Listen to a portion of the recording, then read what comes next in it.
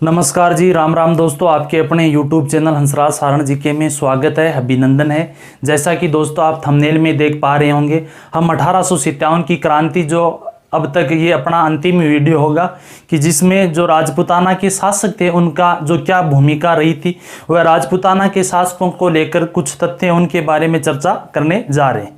यदि किसी के वीडियो को अच्छा लगे तो लाइक शेयर व चैनल को सब्सक्राइब करना ना भूलें।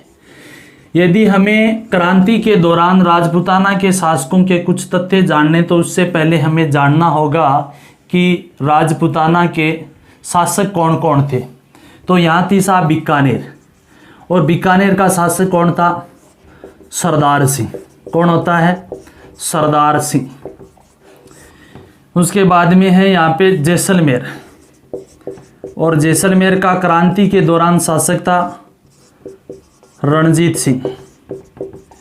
यहाँ पे साहब जोधपुर, और जो जोधपुर का शासक था वो होता है तख्त सिंह। ठीक है जी। उसके बाद में यहाँ सिरोही, और सिरोही का यदि शासक की बात करें तो वो कौन था? शिव सिंह। कौन होता है? शिव सिंह। उसके बाद में साहब उदयपुर के शासक की बात करें स्वरूप सिंह। उसके बाद में डूंगरपुर के शासक की बात करें तो उदय सिंह। बांसवाड़ा के शासक की बात करें लक्ष्मण सिंह। प्रतापगढ़ क्रांति के दौरान दलपत सिंह। कौन था? दलपत सिंह। हाड़ौती क्षेत्र में यदि हम बात करें कोटा, बूंदी और झालावाड़। हाड़ौती में आ गए ना कोटा, बूंदी और झालावाड़। कोटा का कौन था? महारावल राम सिंह। बूंदी का भी कौन था?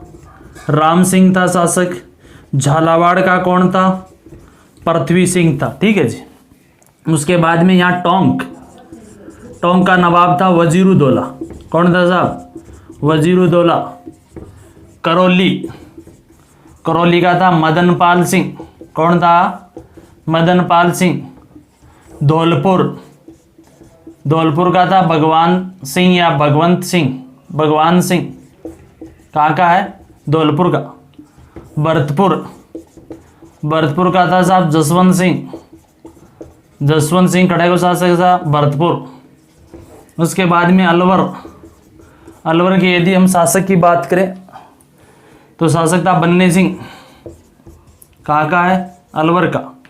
उसके बाद में जयपुर का शासक था सवाई राम सिंह दित्ते। यानी ये प्रमुख क्रांति के दौरान राजपूताना के शासक थे। हर शासक से कुछ न कुछ जो तथ्य हैं उनकी चर्चा हम करेंगे। सबसे पहले शासक की बात करें, बीकानेर का शासक सरदार सिंह। हमें ध्यान होना चाहिए जब क्रांति मेरठ में होती है, मेरठ क्रांति का समाचार जो ही राजस्थान के AGG पैट्रिक लॉरेंस को मिला था, पैट्रिक लॉरेंस ने राजपूताना के समस्त शासकों को पत्र लिखे थे जिसमें इनसे विनती की गई थी कि आप अपने राज्य क्षेत्र में जो भी विद्रोह उसको शांत करें। ठीक है जी।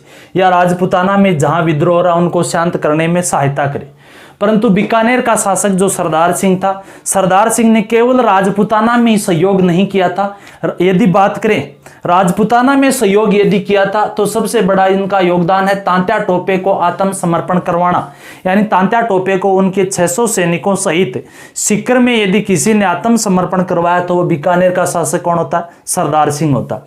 राजपूताना में सहयोग देने के साथ साथ बीकानेर के शासक सरदार सिंह ने पंजाब व हरियाणा के क्षेत्र में भी क्रांति के दमन करने में अंग्रेजों का साथ दिया था। और इसीलिए इनका एक क्वेश्चन बन जाता है, राजस्थान का वो कौन सा शासक है जिसने क्रांति के दौरान क्रांतिकारियों का दमन करने के लिए राज्य क्षेत्र से बाहर जाकर सहयोग दिया था? वो बीकानेर का शासक कौन है?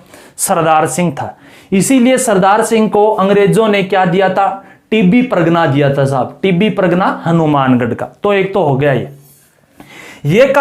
जैसी विशेषता बीकानेर के शासक सरदार सिंह के, वैसी विशेषता अलवर के शासक बन्ने सिंह की बन सकती थी।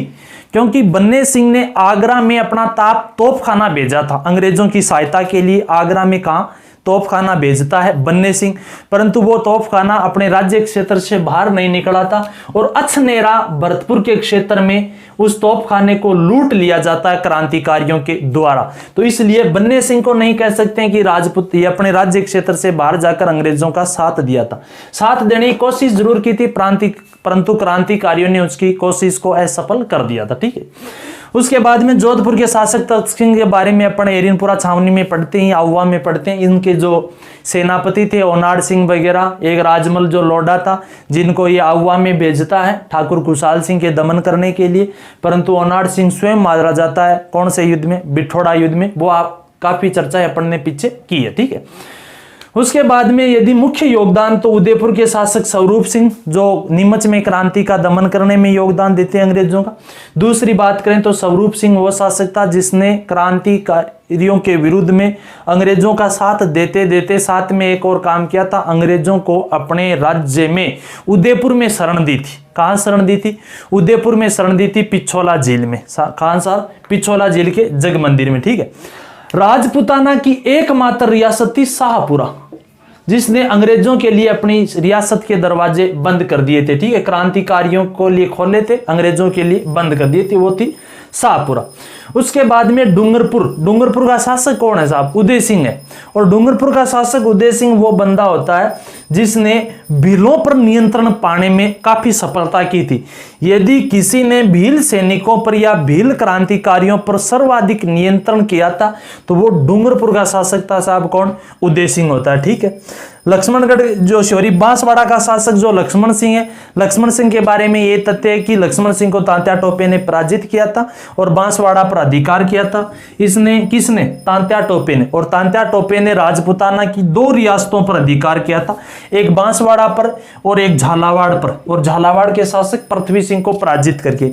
हालांकि ये तथ्य अपन ने जो तांत्या टोपे पढ़ा था वहां भी इनकी चर्चा की थी। ठीक है, उसके बाद में यदि मुख्य शासक की बात करें, बूंदी का शासक राम सिंह जो काफी हद तक तांत्या टोपे का समर्थक करता है, ये बंदा राम सिंह जिसकी चर्चा हमने पीछे भी की है, जिसमें इन्हीं का दरबारी कवि, राम सिंह का दरबारी कौन था? सूर्यमल मिश्रण। सूर्यमल मिश्रण ने वीर सतसई में उल्लेख किया। किसमें? वीर सतसई में उल्लेख किया है कि जो बूंदी के शासक राम सिंह हैं उन्होंने 7 लाख रुपए की राशि तांत्या टोपे को प्रदान की थी।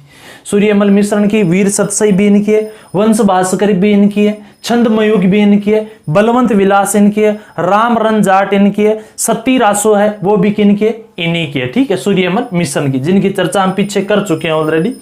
कोटा के महारावल का कह सकते हैं 25% योगदान क्रांतिकारियों के फेवर में था या पक्ष में था, परंतु 75% इनका योगदान अंग्रेजों के पक्ष में था। और कोटा के महारावल पर आरोप भी लगाया जाता है कि आपने ही बर्टन की हत्या करवाई है, आपने ही साजिश रची है। और कोटा के राम सिंह जो कोटा के विद्रोह का दमन करने में असफल होते हैं, इसलिए राम सिंह की जो तोपों की सलामी घटा दी गई थी। उसके बाद में यदि बात करें तो करौली का शासक मदनपाल सिंह का अंग्रेजों के पक्ष में बड़ा ही योगदान ये है कि कोटा में हुए विद्रोह का दमन करने के लिए करौली के शासक किसने साथ दिया था? मदनपाल सिंह ने। किसका? अंग्रेज अधिकारी का नाम आता रॉबर्ट्स का साथ देता, इसलिए मदन सिंह को जो कमांडर की उपाधि दी गई थी, जीसीआई की उपाधि दी जाती है, प्लस में तोपों की सलामी बढ़ाई गई थी। बढ़ाई किसकी गई है? करौली की, मदनपाल सिंह। घटाई किसके? कोटा की, यानी महाराव राम सिंह की। उसके बाद में भरतपुर का जो शासक था क्रांति के दौरान एकमात्र राजपुताना का शासक होता है जो नाबालिग होता है साहब। का नाबालिग शासक कौन है? तो वो भरतपुर का शासक है जसवंत सिंह। ठीक है, नाबालिग शासक। उसके बाद में अलवर की बात कर ली कि बन्ने सिंह अपना तोपखाना आगरा भेज रहा था, परंतु अछनेरा स्थान पर क्रांतिकारियों ने लूट लिया। सवाई राम सिंह द्वितीय कहां का शासक है? जयपुर का शासक। शासक कब बने थे? 1835 में। जब ये शासक बनते हैं ना, उस दौरान ये नाबालिग थे, इसलिए अंग्रेज अधिकारी था जॉन लुडको, और जॉन लुडको ने जयपुर का प्रशासन संभाला था। यानी अंग्रेजों के प्रति इनकी शुरू से ही जो एक तरह की सहयोगी भावना थी, यानी अंग्रेजों के ही वगैरह जो भी भोग विलासी प्रवृत्ति का बंदा था सवाई राम सिंह। सवाई राम सिंह का एक मंत्री होता शिव सिंह, और शिव सिंह ने यह आग्रह भी किया था कि आप चलो अंग्रेजों का साथ दो, पर इसके साथ साथ बहादुर शाह जफर का भी आप सहयोग करो।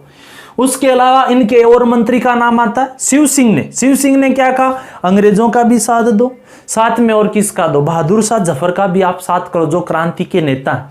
परंतु इनके जो और मंत्री थे, जो इसमें नाम आता है लियाकत अली का, उस्मान अली का, सादुल्ला का, सादुल्ला, लियाकत और उस्मान। और उन्होंने राम सिंह से यह आग्रह किया था, आप केवल और केवल यदि सहयोग करो तो किसका करो, बहादुर शाह जफर का करो। परंतु इस बंदे ने 100% किसका सहयोग किया था, अंग्रेजों का। तन मन धन से सहयोग करता सवाई राम सिंह।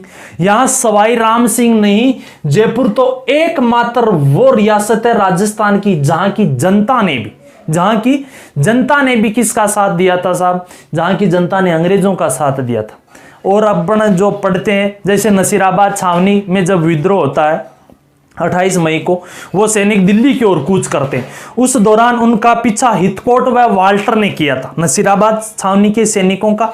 परंतु हितकोट व वाल्टर असफल हो जाते हैं, क्योंकि क्रांतिकारियों का साथ जनता दे रही थी, चाहे वो चोरी छुपे दे। पर जयपुर की जनता ने साथ किनका दिया, अंग्रेजों का दिया था। टोंक की यदि बात करें, मोहम्मद येजीब है, मोहम्मद येजीब, जिन्होंने एक नाटक लिखा था अजमाइश। और मोहम्मद येजीब ने अपने जो अजमाइश नाटक है उसमें उल्लेख करते हैं कि टोंक की महिलाओं ने क्रांति में भाग लिया था। और टोंक की जो जनता थी उन्होंने तांत्या का साथ भी दिया था अपने नवाब वजीरुद्दौला के विरुद्ध। परंतु जयपुर वाली जनता किनका साथ देती है, केवल और केवल अंग्रेजों का। यानी तन मन धन से साथ देने वाला सवाई राम सिंह। इसलिए अंग्रेजों ने सवाई राम सिंह को एक उपाधि दी थी। कौन सी उपाधि साहब, सितार ए हिंद की उपाधि भी दी जाती है। किसको, सवाई राम सिंह को दी जाती है। साथ में यदि हम बात करें तो सवाई राम सिंह को कोटपुतली का जो परगना दिया गया था। टिब्बी का परगना बीकानेर के शासक सरदार सिंह को दिया जाता है। कोटपुतली का जो परगना दिया गया था वो सवाई राम सिंह को दिया जाता है, जो जयपुर के शासक थे। ठीक है। टोंक का नवाब वजीरुद्दौला किसके पक्ष में था, तो वजीरुद्दौला बता देंगे कब, अंग्रेजों के पक्ष में था।